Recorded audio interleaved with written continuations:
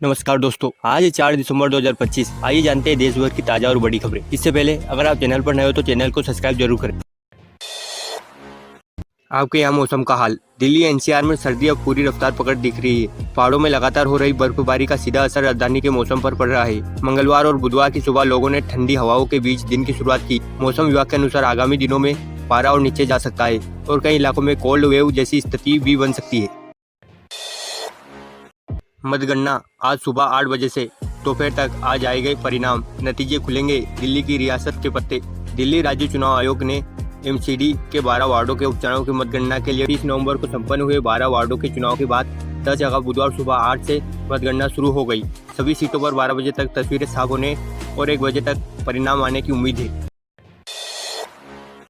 Trump ने फिर दोहराया भारत पाकिस्तान संघर्ष रुकवाने का दावा। कहा, मुझे मिलना चाहिए नोबेल शांति पुरस्कार। अमेरिकी राष्ट्रपति डोनाल्ड ट्रंप ने कैबिनेट बैठक के दौरान एक बार फिर भारत पाकिस्तान संघर्ष को सुलझाने में मदद करने के अपने दावे को दोहराया है। इसी के साथ उन्होंने कहा कि उन्होंने कुछ 8 युद्ध खत्म करवाए और इसके लिए उन्हें नोबेल पुरस्कार से मिलना चाहिए।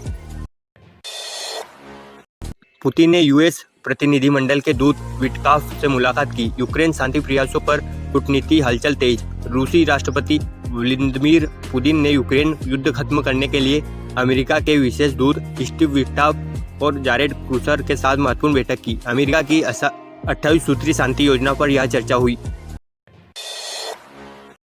पुनीत का भारत दौरा। उड़ता किला लेकर आएंगे रूसी राष्ट्रपति। मोदी पर अटूट भरोसे, संघ फास्टेस्ट सिक्योरिटी लागू। रूसी राष्ट्रपति पुतिन भारत दौरे पर अवैध सुरक्षा घेरे के साथ पहुंचेंगे। उनका विमान फ्लाइंग फोर्ट्रेस कहा जाता है। सड़क से आसमान तक भारत और रूस ने मिलकर अब तक की सबसे मजबूत सुरक्षा तैयार की है। वित्त मंत्री सीतारमण की अपील। डिजिटल दौर की जटिल चुनौतियों से निपटने को जरूरी है वैश्विक सहयोग। वित्त मंत्री सीतारमण ने कहा कि वैश्विक अर्थव्यवस्था डिजिटलीकरण और नए वित्तीय उत्पादों के उभरने से नई और जटिल चुनौतियों का सामना कर रही है। ऐसी कई नई चुनौतियां हैं जिससे निपटने के लिए संयुक्त प्रयासों की आवश्यकता है। आइए विस्तार से जानते हैं। निपटने के लिए संयुक्त प्रयासों की आवश्यकता है। आइए विस्तार से जानते हैं। मजबूत विकास दर और भारत में घटती महंगाई के बीच आरबीआई रेपो दर 5.5% पर ही स्थिर रहेगा। रिपोर्ट में दावा। बैंक ऑफ बड़ौदा की रिपोर्ट के अनुसार आरबीआई आगामी मौद्रिक नीति बैठक में रेपो दर को 5.5% पर अपरिवर्तित रख सकता है। इसमें कहा गया कि भारत का आर्थिक प्रदर्शन मजबूत बना हुआ है। वित्तीय वर्ष 2026 की तीसरी तिमाही में जीडीपी वृद्धि 8.2% रही, जो बाजार की उम्मीदों से अधिक है। सीबीआई को डाटा कोर्ट से बड़ा झटका। शपथ रिहा।